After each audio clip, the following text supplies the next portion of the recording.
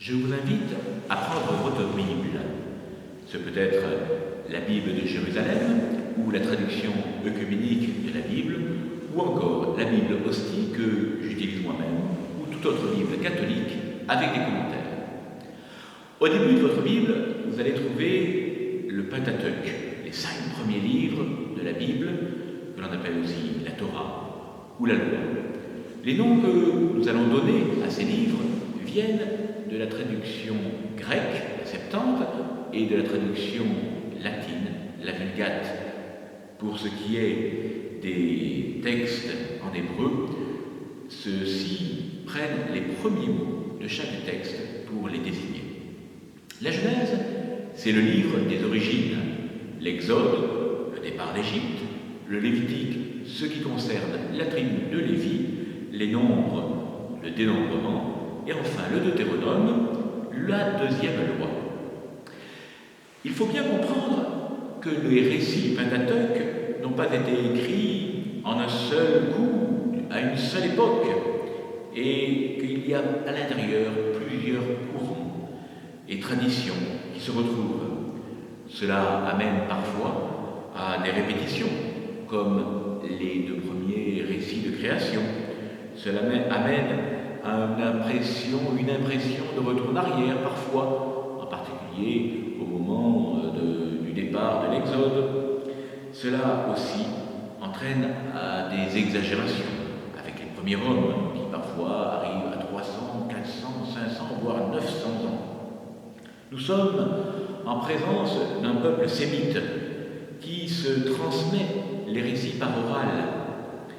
Ce ne sera qu'au moment de l'exil qu'ils seront mis par écrit par les scribes qui les organisent à ce moment-là et les rassemblent par style d'écrit, les origines, l'histoire du peuple de Dieu. Voilà, Dieu qui créa l'univers s'est fait connaître aux pères de la nation et leur a promis des alliances, dès l'alliance avec Abraham, de leur donner une terre. En vertu de cette promesse, il se révèle à Moïse avec le nom de Yahvé, et il va demander à Moïse de ramener ce peuple sur cette terre qui lui est promise.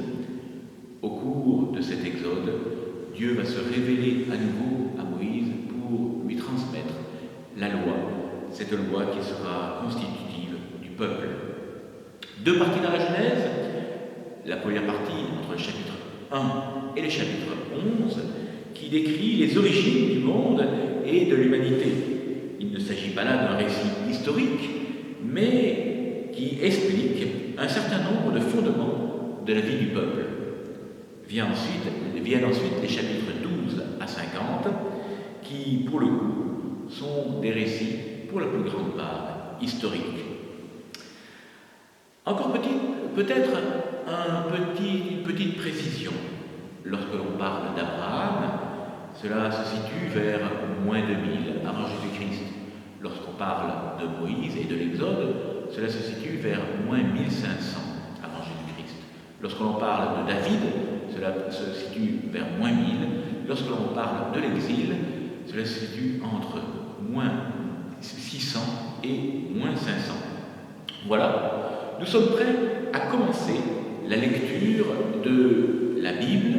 Je vous invite à lire pour demain la Genèse du chapitre 1, verset 1, au chapitre 2, verset 4a, le premier récit de création.